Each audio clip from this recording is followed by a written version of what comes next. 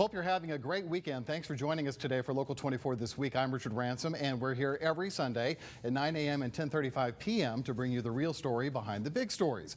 Local 24 political analyst Otis Sanford will be joining me in a moment. But first, let's show you what we have planned for the show today. First up, we'll be joined by Coletta, the CEO of River Parks Partnership. A reimagined Tomley Park is already in the works, but another controversy erupted this week over parking. We'll ask her about that. Then we'll be joined by my panelists to sort through a fairly bizarre week in the fight against COVID. Tennessee's governor fired his top vaccination expert. The health department decided to stop all outreach on all immunizations to adolescents. The state became a laughingstock for the late night comedians. And oh yeah, we're among the worst states in the country where the virus is surging. Finally, Memphis's new police chief is wasting no time getting to work. From a meeting with President Biden at the White House to a meeting with local pastors, she's making sure anyone who will listen understands that police cannot arrest away our crime problem. But let's get started first by bringing in Otis Sanford and Coletta of the River Parks Partnership. Carol, thank you for being here. We've invited you on because, as you know, there are some ruffled feathers, I guess, this week over the Tomley Park redesign concerning parking.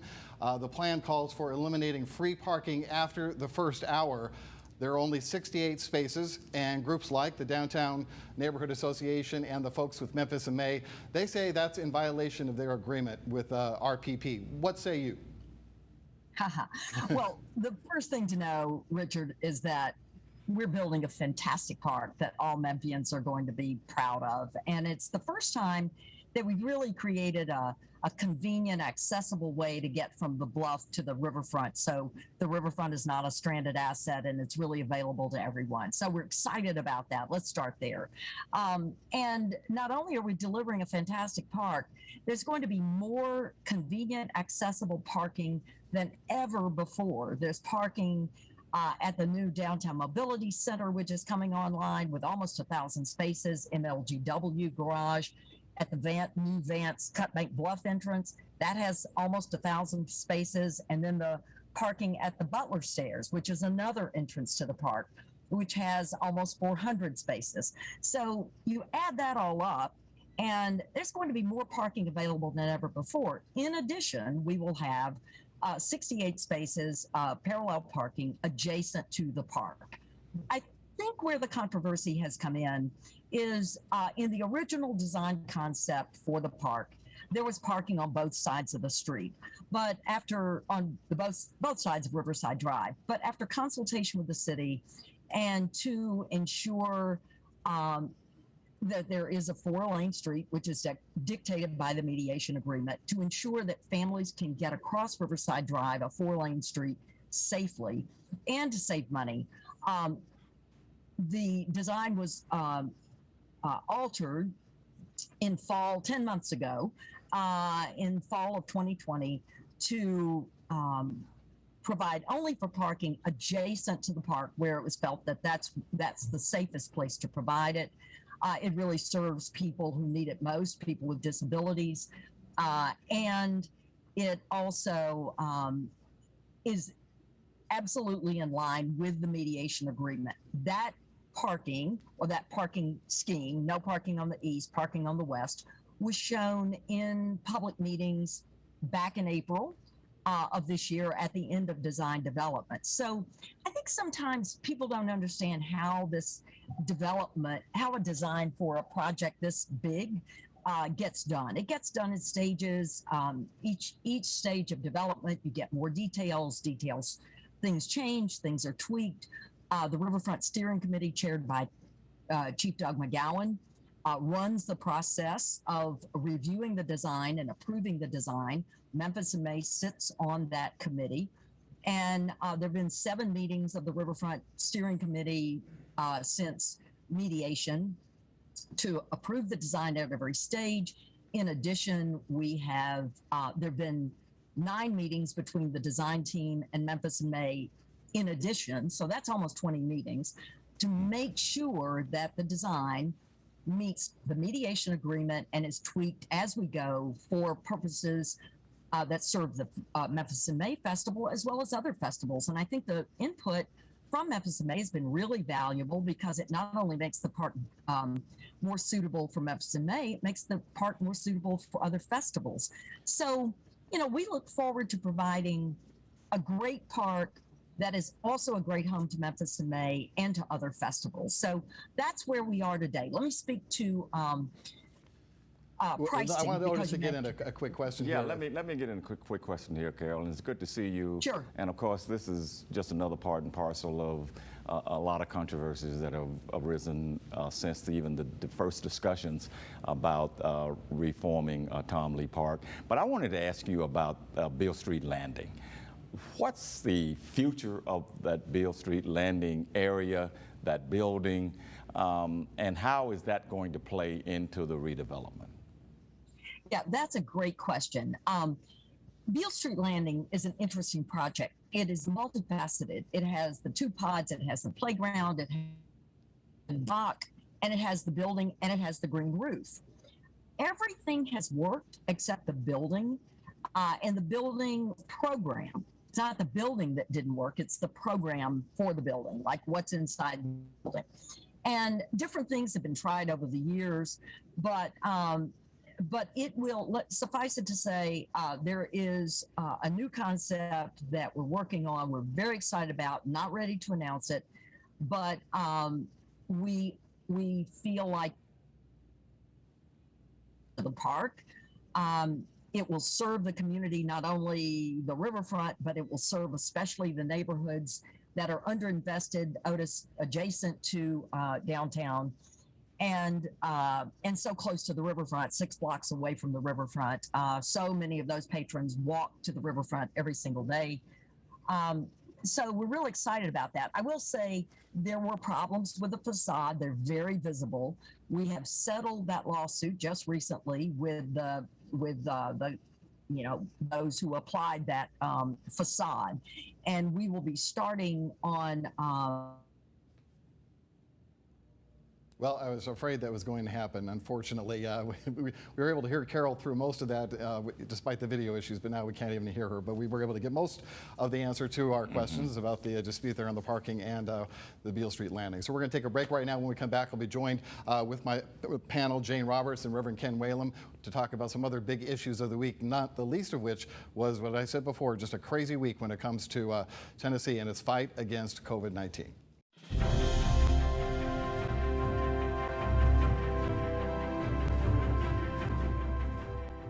I had one goal after my brother Tim's accident: build an injury firm my own family would hire. As America's largest injury firm, there is no firm I would ever hire but ours. Reputation matters, results matter. There's only one Morgan & Morgan, for the people. Expertly tailored eye care, state-of-the-art eye exams, high-quality lenses and frames. Because everything we do at LensCrafters is for every sight that makes your life special. Book your annual eye exam now. LensCrafters, because sight. We need some help. I know. I'm going to CashNetUSA.com, and if approved, we can have the money in our account as soon as the same business day. Go to CashNetUSA.com to apply for the money you need.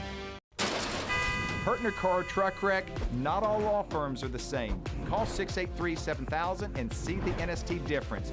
I'm Corey B. Trotz.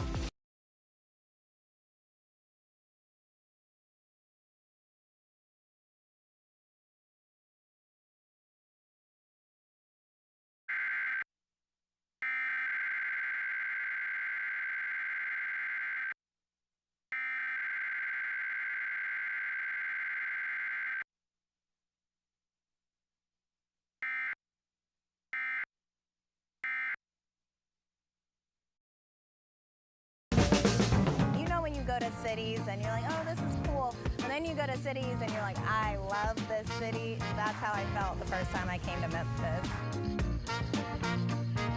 I love the history, the culture here, the food here. There is none like it. I'm so excited to call it home. I realize I'm moving a lot, dodging bugs. I'm a Southern girl and I hate bugs.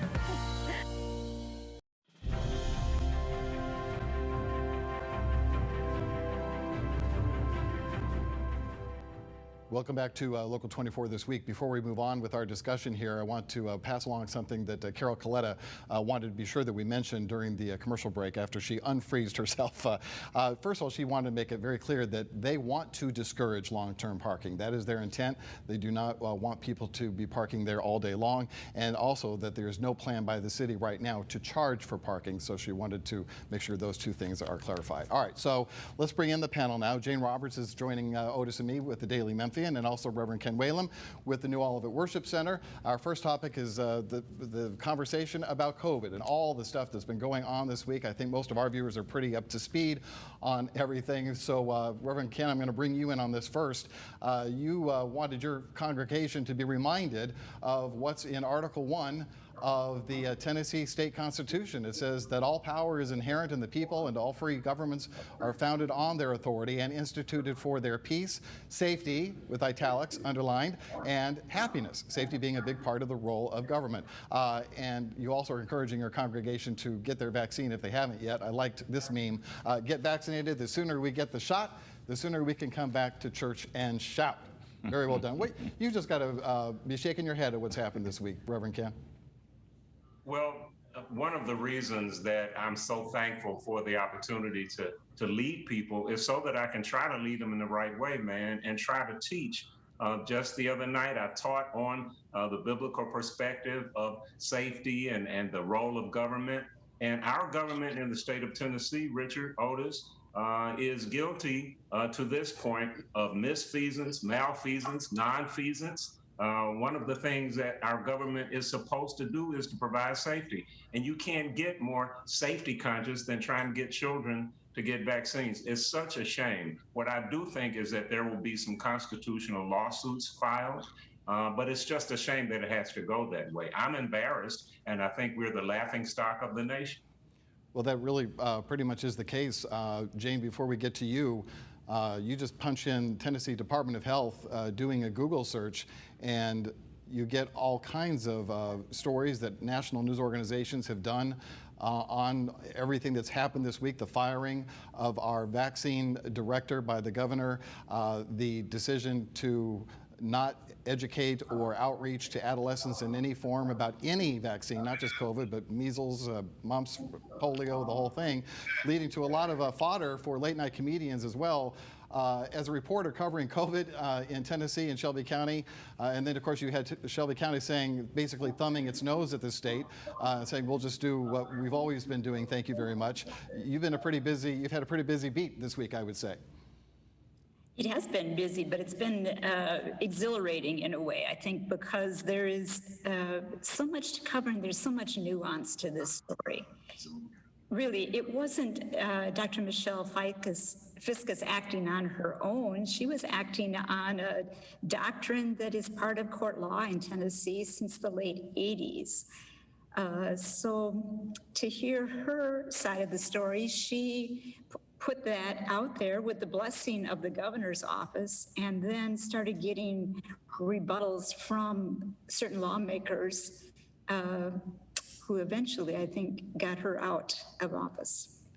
And that's what the Tennessean investigations seemed to show after they looked at emails and stuff, Otis, is that, first of all, it showed an amazing lack of understanding about the science among our state politicians, and two, an amazing lack of knowledge about a 1987 policy, as Jane was saying, in which 14-year-olds and older can get the vaccine without their parents' permission. They waved the red flag saying, oh my God, this is going to create ridiculous peer pressure for teenagers to get vaccinated, when all of 10 have done so at last count, 3 of them the children of the state health department director. So it was just a lot of hullabaloo over nothing. It really was, Richard. And the fact is, there's so much to unpack here, I don't know where to start. But the number one thing here is that these Republicans, the conservative Republicans in the legislature, and even the governor to a great extent, were looking for a scapegoat. And they found that scapegoat in Dr. Fiscus. She was doing her job, but they looked around and they saw her over there doing her job and said she's to blame for all of this kerfuffle that's going on here. And the second thing is, and a lot of people I know accuse me of being overly critical of this governor. But this governor has shown an appalling lack of leadership here. He should have known that Dr. Fiskus was only doing her job and giving the information that the medical providers, the healthcare providers ask for. They ask, well, what can we do if a teenager comes in here and wants to get vaccinated and they don't have a parent with them? And so she just provided the information and she wound up fired. Thankfully, she went public on national television and gave her side of the story. But this was somebody looking for a scapegoat. They found it in her. And we are the laughingstock of the nation. But they just didn't get their piece of flesh. They changed policy in such a way that could really endanger public health, as she has said, and other health officials have worried too. In fact, let's show the CDC map, Jane. I know you can't see it, but we've been showing it almost every day. And it basically puts states in green that are above average in terms of getting populations fully vaxxed, more than 55% at this point. Then there's the blue in the middle, 39 to 55%, and Arkansas and Mississippi remain among the worst, and Tennessee lately is barely in that blue category, my understanding, but we've always been consistently among the worst in getting our vaccinations out to the public, and now we're paying the price by having some of the highest surge rates with this Delta variant. Can you hear me, Jane? I don't know if you're, okay, go ahead. I just, in talking with people who are sympathetic to Lee, they think that there is a very fine line between educating people and promoting vaccination. And I suspect that that is very open to interpretation on how people's reality of the situation, but they really felt that the doctrine, the minor doctrine, was used as an instruction booklet for how to get around vaccinating children without parental consent. So that is their feeling. Okay, and what concerns, as you watch the numbers, and I know you do very closely with the virus itself, and how Tennessee is leading the nation, depending on the day, in terms of how fast the Delta variant is and COVID cases in general are growing here? I think from last Friday until yesterday, it had gone from 87 cases to 203. And you know, we're only able to sequence a fraction of the tests taken in Shelby County. So we're hoping that that's representative of the whole, but we don't know that. So the virus has more than doubled in a week. The variant has more than doubled. It's now representative about 72% of the cases in the county. And nationally, the health department yesterday said it was representing 48% of cases. So Tennessee has more, Shelby County has more of the Delta variant. And when you couple that with our relative poverty, the age of our population, how many of us work in close proximity to others, it seems dire. It does, and the growth in the younger population getting the virus as compared to the other populations, percentage-wise, is concerning too. I want to get both of you gentlemen's reaction to what Jane just said is the governor's, his people's response to the criticism that perhaps the Department of Health crossed a fine line between promoting vaccines and educating people about vaccines. Reverend Whalum, you first. Yeah, I couldn't be more proud of our Shelby County mayor and others across the state of Tennessee who are absolutely refusing to back off. Nobody should let that kind of rhetoric cause them to shrink in their responsibility to, again, provide safety for their residents. Everybody knows that the people who are most affected by this are poor people, Black people, brown people. And that's why it's so important. It is so for pastors and for preachers and for faith communities to ignore what the media says and what the government says and care about their people. Richard, Listen, man, people are dying. Jane just talked about it. This new variant is killing people, and it's killing young people. We have got to get the attention of our people, especially young people. And man, I don't know, maybe I'll run for governor, Richard. Somebody's got to do something, man, about this political ignorance. I would love to cover that campaign, I'll tell you that much. Otis, again, I wanted to have you weigh in on that too. Yeah. What's wrong? I mean, they're making this distinction between, well, they're promoting use of the vaccine versus educating. What's wrong with promoting a vaccine that is scientifically safe, that doctors say is something that will end a public health crisis? There's nothing wrong with it. As a matter of fact, that's what we should be doing. We are giving people the information that the vaccine is the most effective way out of this pandemic. And across the country, Richard, the people who are being hospitalized, the people who are dying are the ones who are not vaccinated. I was heard today that, you know, we now have two categories here, people who are vaccinated and people who are involved in their own pandemic. And they are killing themselves and they don't understand it. I just don't buy this notion that the media, the national media, have been unfair to Tennessee. It's the Republicans in the legislature, aided by this governor, who has misinterpreted what Dr. Fiskus was trying to do. They're the ones that gave out misinformation, and so now they're complaining because the national media have turned them into a laughingstock. Ken is absolutely right. We should be promoting and encouraging people to get this vaccine because it is the only way out of this pandemic. Okay, I'm going to let that be the final word on this topic. When we come back, we're going to talk about a very busy week for Memphis's new police chief, C.J. Davis. We'll be right back. We buy any car. We buy any car. We buy any car. Any. Did you know trading in your car at a dealer could cost you money? A recent study found consumers who trade in their car pay an average of $990 more. So don't trade in. Sell it to We Buy Any Car. Learn more and get your free online valuation now at WeBuyAnyCar.com. Find out how much your car's worth at We Buy Any Car. Need cash? TitleMax offers two ways to get it. Get cash using your car title. Go to TitleMax.com, enter the car year, make, model. See how much you can get. TitleMax also offers an unsecured loan. No title required. Check out TitleMax.com when you need more cash. Check out TitleMax.com and shop us for rates. Get up to $2,500 without a car title or up to $6,500 using your car title. And you'll say, I got my title back with TitleMax. Get your title back with TitleMax. Injured in a car truck wreck? At Team NST, we've won lots of money for our clients. I didn't even know if I had a case, but Team NST got me real money. That's NST Strong. Call 683-7000. See it, snap it, send it. We want to see all the events going on in your community, big and small. So send us your pictures, your videos to the Local 24 News app. Just click share it. See it, snap it, send it to Local 24 News.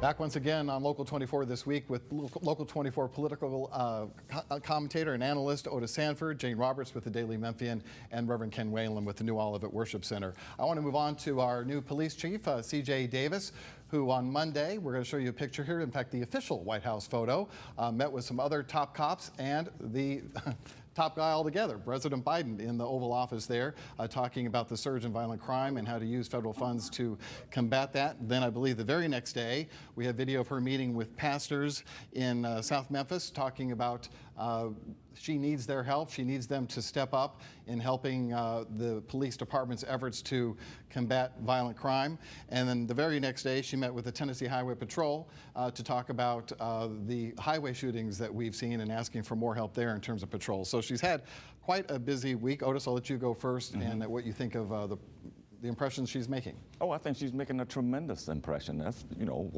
she was invited to the White House. She didn't barge in there. And they invited her because she is emerging as one of the national leaders in law enforcement, especially at the local level. And we have a very dynamic, forward-thinking person in our police department as the leader right now. Not to say that we haven't had that in the past, but she needs our help. She has said time and time again, you said it earlier, we cannot arrest our way out of this crime problem. We need everybody to get involved. Crime is a societal issue. It's a community issue. It's a family issue in a lot of respects because a lot of people who shoot and kill each other know each other. So I just applaud her for the work that she's doing to try to get community engagement in fighting crime. Jane, you've been a reporter for several years. You know that to get the message out, you've got to be willing to get out and mingle with the community. Make sure you invite the cameras and the reporters there to get out the message. And she seems to be doing a pretty good job of that as she starts her new job here in Memphis. Yeah, and I think people have to be impressed that she was one of the handful of police chiefs invited to this meeting. Very impressive. Yeah, I couldn't agree more. Reverend Ken, here's the question though. In a city that traditionally shrugs its shoulders as these terrible things happen, the highway shootings, the children that are innocent children that are getting caught in the crossfire, we have a vigil, that's the obligatory vigil. We have a news conference, the obligatory news conference, and then we just pretty much wait until the next one. Unfortunately, not much gets done. I think you'd agree. Do you think that this police chief understands that better than most? And do you think, more importantly, the Memphis public is listening and ready to step up? Yeah, I don't think you can be Black in America and not understand. I don't think you can be a Black involved in law enforcement and not understand. And I think that you can't be a Black woman and not understand those impacts. And I applaud her for that. I will say this though, Richard, with all due respect, I don't know any pastors who are not stepping up. I don't know any faith leaders who are not up in arms and who don't shed tears about this. It's just a shame that the government looks to the faith community on the back end. Help us pray, help us keep kids out in the street. Yeah, right. Well, listen to the faith community on the front end. I know at least one pastor, Richard, who's been saying for years that we ought to do more in public education. But we get ignored on the front end and we get brought into it on the back end. It's just such a shame, but I applaud her to be invited to the White House. That's a heady atmosphere, man. That's a beautiful thing. And she looked very comfortable there too, I might add. Otis, we only have a few seconds left, but the efforts with the highway shootings in particular and reaching out to the Tennessee Highway Patrol as she's done, what can you, what chances do you think she has of getting some success there? I think if anybody has any chance, she does. She is not part of this animosity that has been brewing for the last several months between the state and local government and local officials. She comes in with a clean slate. She knows how to talk to people. I think she will get some results. She will get some cooperation, whereas maybe others could not have done. And Sheriff Bonner too. Sheriff Bonner has some good relationships as well. Yes, not to be leave him out unintentionally for sure. All right, we'll take a break. We'll be right back. Some clients say they're not the type of person who sues, but many of our cases are settled without having to sue anyone. In almost all of our car crash cases, insurance companies are responsible for paying the claim, not the person who hit you. There's only one Morgan & Morgan. Recently, Jesse and I were discussing our finances and how much Hope Credit Union has meant to us over the years. Hope got us started with sound financial advice and a checking and savings account, then helped us improve our credit scores to get a great new car. Hope was also there with an affordable home loan, and now they're helping us with our son's college fund. We never realized Hope Credit Union has been the perfect financial partner for us. Find your perfect financial partner by joining Hope Credit Union today. Brighter futures begin with hope. DBL is real. Are you insane? DBL is off script. What did you just say? I gotta go. DBL is unpredictable. Well, that's it. Get out of here. DBL is your daytime destination. Good luck. Look how pretty. Enjoy a summer staycation every day on Ellen. Wear lots of sunblock. You don't have to put it where the sun don't shine, but... Watch Ellen weekdays at 4 on Local 24. Oh my God! Hit freeform sitcom. Come and bring it. If a man claimed to be Steve Harvey, how much you know that he's an imposter? Doesn't have your dapper suit? He's not fly! All right, to weigh in on today's show, please send me an email at rransom@localmemphis.com. That's rransom@localmemphis.com. My thanks to my panel and to you at home for watching. We'll see you next week for Local 24 This Week.